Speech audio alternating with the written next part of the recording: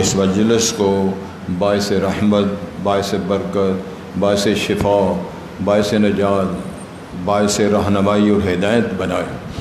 توجہ کریں جی، سورۃ النور میں یہ ایک اہم قصہ بہتان اور افک کا، جو رسالت امام نبی مکرم صلی اللہ علیہ وسلم کے حرم کا حضرت یہ بیان آپ پڑھ رہے، تم اس سمے تم ہو، تم نے کیوں نہ کہا جب تم نے یہ بات سنی، یہ الزام، بہتان، یہ نسبت گناہ جب آپ نے یہ سنی تو آپ نے یہ بات کیوں نہ کہی؟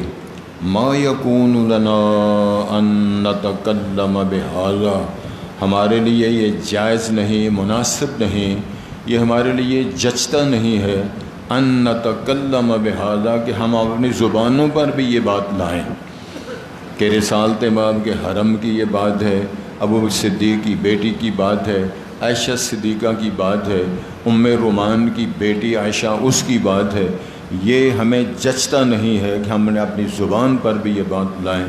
اور پھر تم نے یہ بات کیوں نہ کہی؟ سبحانک ھذا بہتان عظیم، یہ اللہ تو پاک ہے، اور یہ جو بات ہے، یہ الزام، یہ نسبت گناہ جو ہے، یہ بہت بڑا بہتان الزام ہے۔ توجہ فرمائیں، یہاں آپ ماشاءاللہ سن رہے ہیں، حضرت عمر فاروق رضی اللہ تعالیٰ عنہ نے یہ جملے بولے تھے، میرے اللہ نے وہ جملے بھی قرآن بنا دیے۔ نبی کریم صلی اللہ علیہ وسلم کو جواب دیتے انہوں نے عرض کیا تھا، جناب مسئلہ یہ ہے کہ اللہ پاک ہے، لیکن میرا تجزیہ یہ ہے کہ ھذا بہتان عظیم، یہ بہت بڑا بہتان ہے۔ اللہ نے کتنا کرم کیا، کتنی شفقت فرمائی۔ ماں جی عائشہ صدیقہ طاہرہ طیبہ فرمایا کرتی تھیں، مجھے سمجھ نہیں آتی اس بندے کا کتنا اللہ سے تعلق ہے، اللہ کتنا اس بندے پر مہربان ہے۔ کئی دفعہ یہ بیان کرتا ہے، رائے دیتا ہے، اللہ اس کے لیے موافقت میں قرآن نازل کر دیتا ہے، قرآن نازل کر دیتا ہے۔ حضرت صاحب یہ پھر بڑا غور کے ساتھ سنیں، آپ محبت سے بیٹھے ہوئے ہیں۔ اب پردے کی آیات بڑھ صاحب نازل نہیں ہوئی تھیں، تو ظاہر ہے جب پردہ ہے ہی نہیں تھا تو نبی پاک تشریف فرماتے تھے، کتنی وہ خوبصورت مجلس ہوگی جس کی صدارت امام الانبیاء فرماتے ہوں گے۔ اس مجلس میں ازواج مطہرات، بنات رسول اور اہل ایمان کی بیویاں اور جو خواتین بیٹھی ہوئی ہیں، تو ظاہر سارے لوگ، اجنبی لوگ بھی بیٹھے ہوئے ہیں۔ وہاں سے گزر ہوتا ہے عمر فاروق کا، ابھی پردے کی آیات نازل نہیں ہوئی تھیں، تو وہ نبی صلی اللہ علیہ وسلم کو رائے دیتے ہوئے، اظہار کرتے ہوئے، اپنے جذبات کا خیال کرتے ہوئے اظہار فرماتے ہیں، اللہ کے رسول علیہ السلام، مجھے یہ چچا نہیں، سونی نہیں بات لگی کہ یہ جو لوگ بیٹھے ہوئے ہیں، آپ کی بیویاں بیٹھی ہوئی ہیں، سارے لوگوں کی ازواج مطہرات، غیر مرد محرم لوگ بیٹھے ہوئے ہیں، سارے لوگ اکٹھے بیٹھے ہوئے ہیں، بیویاں بندے سارے، مجھے یہ سونا نہیں لگا، اچھا نہیں لگا۔ آجا بزرگاں آجا۔ نبی کریم نے ارشاد فرمایا علیہ السلام، اے عمر تیری بات درست ہے جو تو نے کہی ہے، لیکن اللہ نے کوئی قانون نہیں بنایا، اللہ تعالیٰ نے کوئی احکامات نازل نہیں فرمایا، اللہ نے ہمیں کوئی پابندی کا بیان فرمان جاری نہیں کیا، اس کے معاملے میں کو اللہ نے قرآن نازل نہیں فرمایا۔ شیخ صاحب سن رہے ہو؟ توجہ میری طرف، اے ولی نو جگہ دے دے۔ عمر فاروق یہ بات کہہ کے گھر آ گئے، نبی پاک مجلس میں بیٹھے ہوئے ہیں، آسمان سے رب العالمین نے جبرائیل امین کو قرآن کا فرمان دے کر بھیجا، اور اس بیان میں کیا تھا؟ یا ایھا النبی قل لازواجک و بناتک و نساء المؤمنین یدنین علیہن من جلابیبہن، وہ ساری تفصیل بیان کر دی۔ اے پاک پیغمبر سنیں، یا ایھا النبی قل لازواجک و بناتک، سب سے پہلے بیویوں کا نام، پھر بنات رسول کا نام، پھر اہل ایمان کی بیویوں کا نام لے کر فرمایا، آج کے بعد جو بی بی بد باہر آئے، اگر تو باہر نہ نکلے، اگر آئے تو یدنین علیہن من جلابیبہن، جلباب ہوتی ہے بڑی اوڑھنی، بڑی چادر، جس میں انسان کا وجود، جو خواتین ہیں، اپنے سر سے لے کر اپنے سارا وجود، جس میں وجود کی بناوٹ ظاہر نہ ہو۔ توجہ فرمائیں جی، بعض ایسی اوڑھنیاں، بعض ایسے دوپٹے، بعض ایسی وہ ساڑیاں، بعض ایسے وہ برقعے اور ایسے سلسلے بنے ہوئے ہیں کہ ویسے تو شاید وہ بیوی کی پہچان نہ ہوتی ہو، جب وہ چادر، جب وہ برقع، جب وہ سسٹم اپنا لیا جائے یا پہن لیا جائے تو خاتون کے جسم کا ہر وجود کا حصہ الگ الگ عیاں ہو جاتا ہے۔ پردے کا مقصد فوت ہو گیا۔ پردے کا مقصد یہ تھا کہ خاتون کا عورت جو ہے عورہ، المرأۃ عورہ، جو خاتون ہے یہ سارا ہی پردہ ہے، یہ ساری ہی شرمگاہ ہے۔ جس طرح شرمگاہ کو ڈھانپنا ہے اسی طرح سارے وجود کو ڈھانپنا ہے۔ آگے پھر بات کر کے آدمی شرمندہ ہوتا ہے، گھر گھر کی بات ہے، نگری نگری کی بات ہے، ہر جگہ یہ بیڑا غرق ہو چکا ہے۔ تو میں جو کہنا چاہ رہا تھا، یہ الفاظ سبحانہ کا ھذا بہتان عظیم، عمر فاروق نے اپنے بیان میں یہ بولے تھے، رب العالمین نے ایڈ کر کے قرآن بنا کے حصہ سورہ نور کا بنا دیا۔ پھر تبصرہ ہوتا ہے، یعظکم اللہ، اللہ تعالیٰ اہل ایمان کو واعظ کرتا ہے، ان تعودوا لمثلہ ابدا، تم سے اگر غلطی ہو گئی ہے، تم اس بہتان کے الزام میں اگر ملوث ہو گئے ہو، بات کرنے میں شریک ہو گئے ہو، لیکن میں تمہیں واعظ کرتا ہوں ان تعودوا لمثلہ ابدا، کبھی یہ بات رپیٹ نہ کرنا، اعادہ نہ کرنا، پھر دہرانا نہ، پھر ایسی زبان پہ بات نہ لانا۔ خاندان نبوت، حرم پاک، ازواج مطہرات پلس کسی نیک خاتون مومن بیوی کے بارے میں ایسی بات نہ کرنا۔ ان کنتم مؤمنین، شرط یہ ہے اگر تم مومن ہو۔ صاحب یہ شرطوں والی باتیں اللہ نے قرآن مجید میں کئی دفعہ بیان فرمائی ہیں۔ توجہ جی، ارشاد ہوتا ہے انتم الاعلون ان کنتم مؤمنین، اور تم غالب رہو گے، تمہارا وجود غلبے میں رہے گا، تمہاری قوت و طاقت رہے گی۔ شرط کیا ہے؟ ان کنتم مومن، اگر تم مومن ہو۔ تو مومن کا مطلب کیا ہے؟ بے نماز۔ مومن کا مطلب ہے حرام خور۔ مومن کا مطلب ہے ماں کو چھتر مارے، باپ کی مخالفت کرے، قرآن کی تعلیم روزے نہ رکھے، زکوٰۃ ادا نہ کرے۔ یہ معنی ہے کہ اپنے کاروبار میں ملاوٹ کرے، سود کھائے، حرام خوریاں کرے، جوئے کھیلے۔ اس کا کوئی مطلب نہیں۔ صرف نام عبداللہ رکھا ہوا ہے اور ماں کا نام مریم ہے اور بیوی کا نام سکینہ اور زینب ہے، یہ ہم نے سمجھتے ہیں وہ ختنہ کروایا ہوا ہے، اللہ اللہ خیر صلاح نام رجسٹر ہے۔ سبحان اللہ۔ یبین ویبین اللہ لکم، اللہ فرمایا اللہ یہ بیان کر رہا ہے، یہ آیتیں، یہ بیان، جس طرح فرمایا سورۃ انزلناہا وفرضناہا، فرمایا یہ آیتیں، وہ احکام، یہ حدود اللہ نے مقرر فرمائی ہیں، اسی نے وضاحت فرمائی ہے۔ واللہ علیم حکیم، اور اللہ جاننے والا ہے، حکمت والا ہے، علیم اصل میں اللہ ہے۔ کتنا علیم ہے اللہ؟ تو سمجھ لگ دی گل دی۔ اب دیکھو نا، بڑے بڑے لوگ علم والے ہیں، شیوخ علم والے ہیں، مفتی حضرات علم والے ہیں، یہ ہمارے بڈکوں والے بڑے ماہر علم ہیں، بڑے فن جانتے ہیں، یہ بڑی وہ پالش کے طریقے جانتے ہیں، بڑے فرنیچر کے فن اور ڈیزائن جانتے ہیں، لیکن جو میرا رب جانتا ہے نا، اللہ نے فرمایا ہے میں وہ جانتا ہوں، یعلم ما فی البر والبحر، جو سمندروں میں ہے وہ بھی جانتا ہوں، جو خشکیوں میں ہے، صحراؤں میں ہے وہ بھی جانتا ہوں۔ پانی کے قطرے کتنے بنتے ہیں، ریت کے ذرے کتنے بنتے ہیں، چٹانوں کو توڑا جائے تو اس کے کتنے ذرات بن سکتے ہیں، اور خلق جب سے اللہ نے بنائی ہے اس دن سے لے کر اللہ تعالیٰ نے انسانوں کے لیے جو خوراک اور غذا اور اجناس اور دانے اور غلے پیدا کیے ہیں، اور ہم تو ایک جنس نہیں گن سکتے بابا جی، اور سارے چودھری جمع ہو جاؤ اور سارے وزراء، ساری حکومتیں جمع ہو جائیں، صرف گندم کے دانے گنو اور صرف پاکستان میں گن لو گے تو ساری دنیا میں اللہ نے بنائے ہیں۔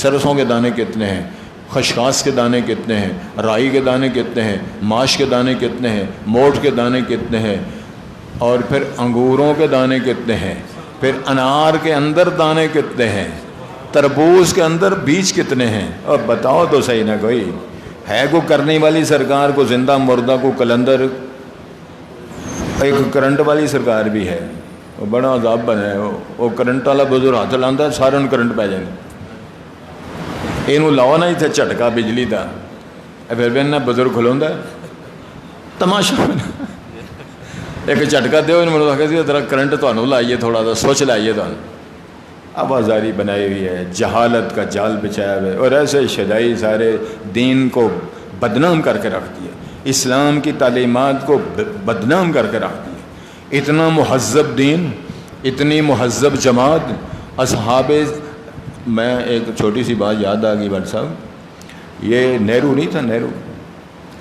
نہرو لال ہندو، وہ کہتا ہے کہ میں مطالعہ کیا دین کا، اسلام کا، صحابہ کی سیرت کا. کہتے ہیں جتنا مہذب شخصیت، جتنا معتدل انسان، جتنا پیارا اور اخلاق والا محمد صلی اللہ علیہ وسلم کے شاگردوں میں نے ابو بکر کو پایا ہے، میں دنیا میں اس معیار کا بندہ کوئی نہیں دیکھا. سبحان اللہ. سوموار والے دن مغرب تو بعد سبحان اللہ. امام الانبیاء نے فرمایا میری امت میں سب سے زیادہ پوزیشن پہلی حاصل کرنے والا کون ہے؟ ابو بکر. خوبصورت دلیل دیا نا چوہی صاحب. نبی پاک فرما رہے تھے، نبی پاک بیان کر رہے ہیں کہ جنت کے 8 دروازے ہیں، کسی کو باب الریان سے بلایا جائے گا، کسی کو باب الصلاۃ سے بلایا جائے گا، کسی کو اس دروازے سے بلایا جائے گا. ابو بکر صدیق چونکہ شاگرد ہیں، پیارے بھی ہیں، وزیر بھی ہیں، بیٹھے ہوئے ہیں، عرض کرتے ہیں اللہ کے رسول آپ کی امت کا کوئی خوش نصیب بندہ ایسا ہوگا جس کو جنت کے سارے دروازوں سے فرشتے کہیں جناب تشریف لے آؤ. سبحان اللہ. فرشتے کہیں جناب تشریف لے آؤ، جنت ہے، جناب تشریف لے آؤ. نبی محترم نے فرمایا ابو بکر میرا گمان ہے کہ وہ انتا وہ تو ہے. نہرو لال کہہ رہا ہے، امام الانبیاء فرما رہے ہیں یہ کون لوگ ہیں جن کی بیٹی کی داستان کو میرا رب قرآن بنا کے وضاحت کر رہا. صدقے جہاں ربا تیرے. اور کیسی بات ہے، اللہ فرماتے ہیں سن لو، ایک گناہ ہوتا ہے، بدکاری ہوتی ہے، ایک ہوتی ہے بدکاری کی نسبت کر کے بات کو پھیلانا، سوشل میڈیا، اخبارات، مجلسیں، اور تو میں اس مجلس میں اس مجلس میں بیٹھکوں میں باتیں. فرمایا سن لو ان الذین یحبون، وہ لوگ جو صرف پسند کرتے ہیں، محبت کرتے ہیں، یعنی ان کا اس طرح سے لوگ آئیڈیل بنا لیتے ہیں. وہ کیا؟ ان تشیع الفاحشۃ فی الذین آمنوا، کہ بے حیائی اہل ایمان کے گھروں میں، ان کی سوسائٹیوں میں، ان کی جماعتوں میں بے حیائی پھیلے، عام ہو جائے، جو لوگ پسند کر. ایک وہ کہانی ہم پڑھ رہے ہیں، قرآن ہے، سورۃ نور ہے، اور یہ بیان ہے قرآن کا ان الذین یحبون ان تشیع الفاحشۃ فی الذین آمنوا لہم عذاب علیم فی الدنیا والآخرہ. اللہ فرماتے ہیں میں دنیا میں بھی ان کو چھدروڑ کرنی ہے، بڑا دردناک عذاب دینا ہے، اور آخرت میں بھی بڑا سخت عذاب دینا ہے. کیوں؟ واللہ یعلم وانتم لا تعلمون. اللہ فرماتے ہیں میں جانتا ہوں اس فسادات، ان بے حیائی کے، کس طرح جوانوں کی عزتیں لوٹتی ہیں، کس طرح ان کا ایمان برباد ہوتا ہے، کتنی جوانیاں برباد ہوتی ہیں، کتنی بیٹیوں کی عصمتیں لٹتی ہیں، کتنے لوگوں کی عفتیں پامال ہوتی ہیں، کتنے خاندان بدنام ہوتے ہیں، کتنے لوگوں کو ایک برائی کے دھبے لگتے ہیں. میں جانتا ہوں تم نہیں جانتے. آج تو میڈیا نے سارا ثابت کر دیا ہے کتنے لوگ برباد ہوئے، کتنی عزتیں لوٹیں. میں چھوٹی سی ایک بات صرف شیئر کرنا چاہتا ہوں.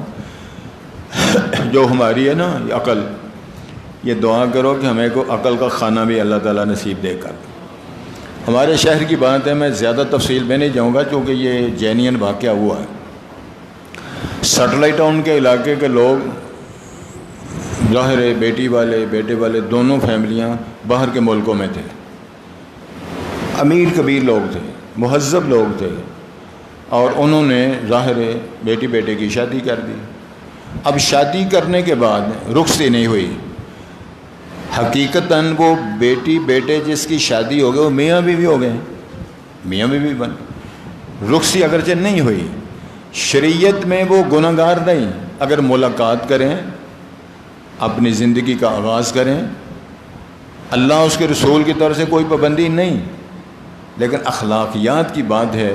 چونکہ والدین نے رخصت کر کے اپنی بیٹی کو دلہن بنا کے اور اپنے داماد کے ساتھ جوڑا بنا کے گھر سے نکالا اور رخصت نہیں کیا، لیکن بیوقوفی کا مظاہرہ یہ ہوا کہ انہوں نے پابندی نہیں لگائی، ملاقات اندازہ نہیں کیا، اور اس کے انہوں نے کوئی ایسی قدغن نہیں لگائی. بچی بچہ وہ میاں بیوی وہ جو لڑکی لڑکا ملتے رہے. نتیجہ یہ نکلا کہ وہ لڑکی ماں بن گئی. جب حمل واضح ہوا لڑائیاں شروع ہو گئیں. ادھر میرے پاس کیس آتا رہا ہے، میرے پاس فتویٰ آتا رہا ہے. میں اس بات کی وضاحت کرتا ہوں. اب نتیجہ یہ نکلا کہ فتویٰ ہم کیا دیں؟ فتویٰ تو صحیح ہے، وہ بیوی ہے، وہ خامد ہے، اب وہ جرم نہیں ہے، لیکن ہمارے معاشرتی ماحولیات اخلاقیات کا جرم ہے تم نے رخصتی کیوں نہیں کی؟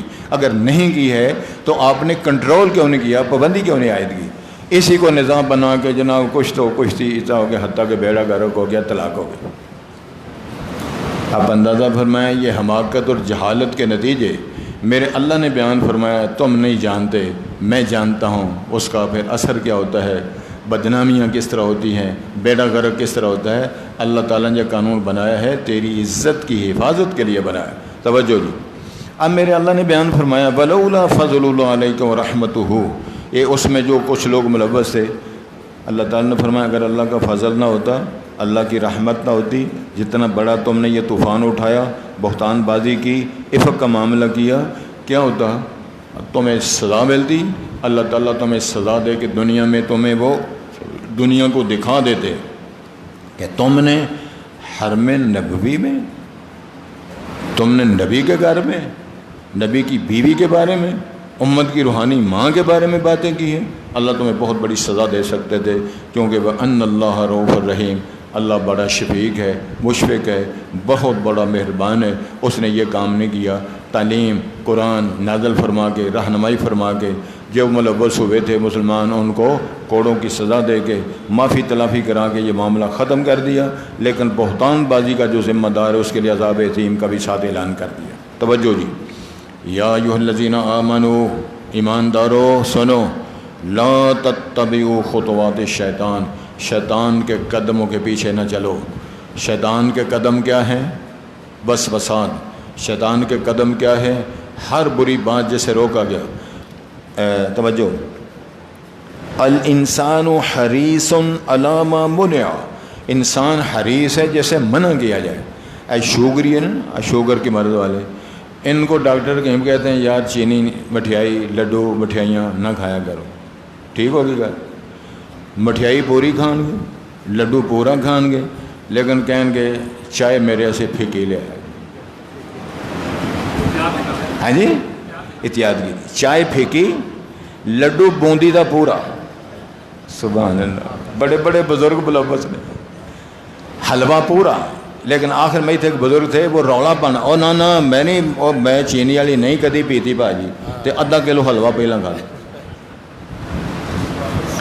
زردے دی پوری پلیٹ کھانی، سبحان اللہ، کیوں نہیں آنے؟